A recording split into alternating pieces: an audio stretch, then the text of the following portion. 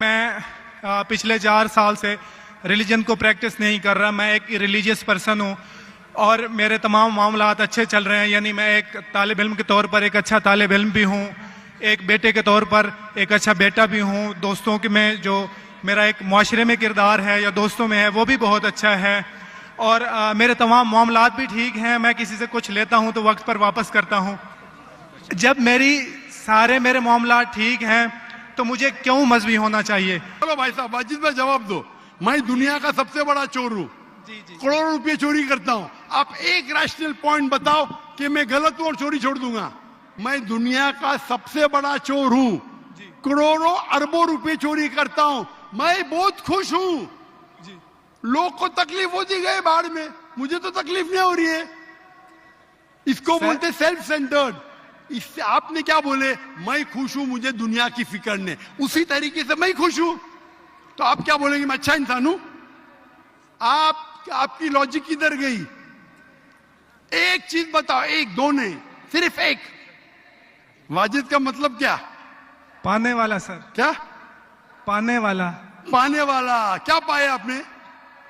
Sir मैंने 4 साल पहले पाया। हाँ, अभी छोड़ दिए तो नाम तो बदलो। लोग को धोखा क्यों दे रहे? सर ये मेरी सोसाइटी से मुनासबत रखता है, लेकिन आपने मेरे सवाल का जवाब नहीं दिया सर। एटमोस्ट रिस्पेक्ट के साथ सर वही तो बोल रहा हूं मैं ना। मेरे सवाल का जवाब के लिए मेरे तकरीर सुनो। Does God exist?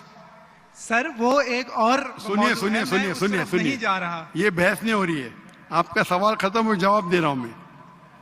आप ये मानने के लिए डज गॉड एग्जिस्ट, जो लोग खुदा में नहीं मानते वो साबित ही नहीं कर सकते चोर गलत है। सर आप मेरा सवाल का दो। हिटलर को आज पकड़ेंगे, आपकी लॉजिक क्या सजा दे सकती है उसको? सर जो भी कानून के दायरे में उसे सजा दी जाएगी। हिटलर का अमल और है, मेरे सवाल का उससे ताल्लुक नहीं है। अरे मेरे सवाल का जवाब देंगे तो आपको मालूम पड़ जाएगा। मेरा सवाल ये है, आप लॉजिक आदमी है ना, अगर हिटलर को पकड़ेंगे तो उसको सजा मिलना चाहिए ना दुनिया में? जी, जो एक स्टेट ने तय की है कातिल की, वो उसे सजा मिलनी चाहिए। एक कत्ल के मतलब एक, बाकी जो 5 मिलियन का क्या हिसाब? अन्य जस्टिस नहीं है, बराबर? आपको मानना पड़ेगा, अगर पुलिस हिटलर को पकड़ती थी, उसको मौत देती थी, ये जस्टिस है क्या? नहीं जस्टिस है, नहीं जस्टिस है। साबित ही नहीं कर सकते। आपके पास लॉजिक ही नहीं है। तो आप जो बात कर रहे 4 साल से आप खुश है, आपकी खुशी टेम्पररी है। मेन खुशी तो है आखिरत। जैसा बोलते हैं ना, आपके लिए जन्नत है, बिल्कुल सही है वो हदीस अल्लाह के रसूल की। काफिर के लिए जन्नत है दुनिया, तेरे लिए वाजिद ये दुनिया जन्नत है, मैं मानता हूं। अल्लाह के रसूल की हदीस है। अगर तू कहता है कि तू इस्लाम छोड़ दिया, मतलब काफिर है, मुर्तद है, बराबर की नहीं? और डंके की चोट पे ऐलान कर रहा है, शर्म भी नहीं आती? एक तो गलती करता है, डंके की चोट पे ऐलान करता है। अल्लाह के रसूल फरमाते तेरे लिए ये दुनिया जन्नत है, हमारे लिए कैद है। आखिरत में दोजख में जब जाएगा, अंगार लगेंगी पांव पे तो ब्रेन विल बॉइल, भेजा उबलेगा। ये हदीस बिल्कुल वाजिद भाई, मेरी दरखास्त है, आप कुरान तर्जुमे से पढ़िए और उसके ऊपर तदब्बुर करो। अब भी मौका है, अब भी मौका है समझ जाने का। डंके की चोट पे कहते हैं कि 4 साल से मैं खुश हूं। जिस तरीके से अल्लाह के रसूल फरमाते, ये हदीस तुम पे हूबहू फिट होती है।